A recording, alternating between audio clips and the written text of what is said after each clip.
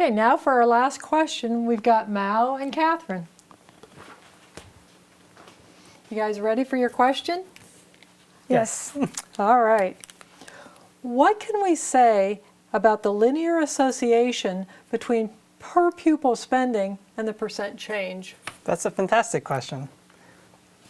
The statistic we commonly use to summarize the linear association between two quantitative variables is called correlation. What is correlation? Correlation is the average of the product of the standardized per pupil spending and percent change. How might we estimate correlation? Well, we can put up some lines to help us figure this out. So I'm going to create 4 quadrants that are based on the averages of the per pupil spending and the percent change.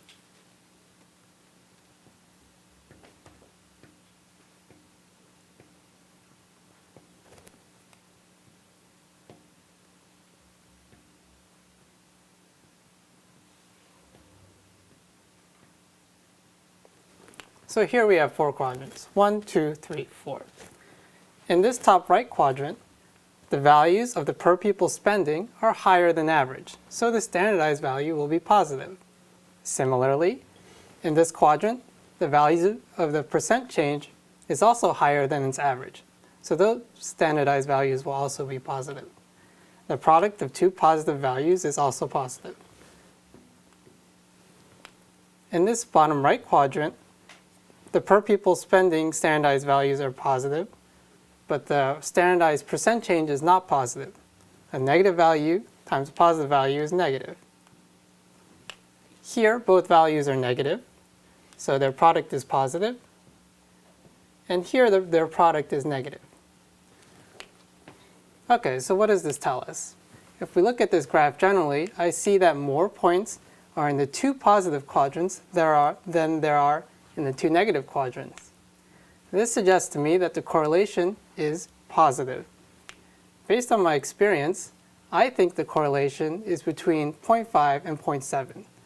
To put that in words, I think there is a moderately strong positive correlation between per pupil spending and percent change. Great job, Mao.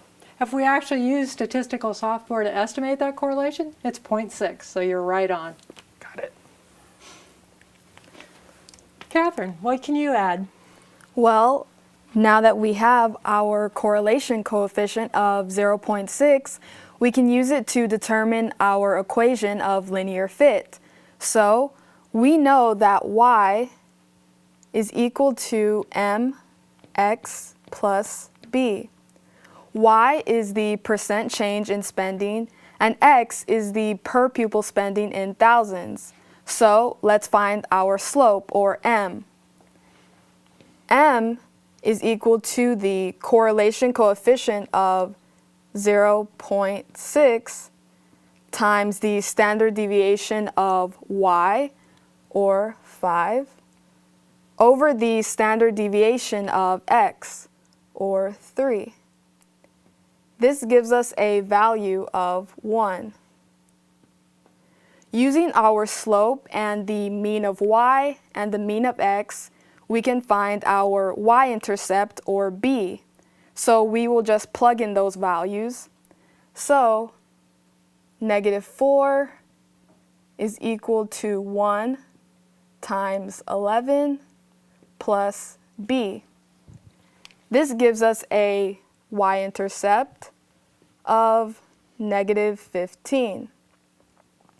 So our equation of linear fit is change is equal to 1 times the per pupil spending minus 15. So how do we interpret this linear equation? Well, for every $1,000 increase in the per pupil spending, the percent changed increased by 1%. Terrific job, Catherine. Thanks a lot. Thank you. Well, so it looks like Ben got it right. Regardless of whether you used a contingency table and mosaic plot, side-by-side box plots, or correlation and regression, we see that the states who spent less had bigger decreases in their spending. This concludes our videos for part 1 of our course on descriptive statistics. We hope you've enjoyed our course and will join us for parts 2 and part 3 on probability and statistical inference. We hope to see you soon.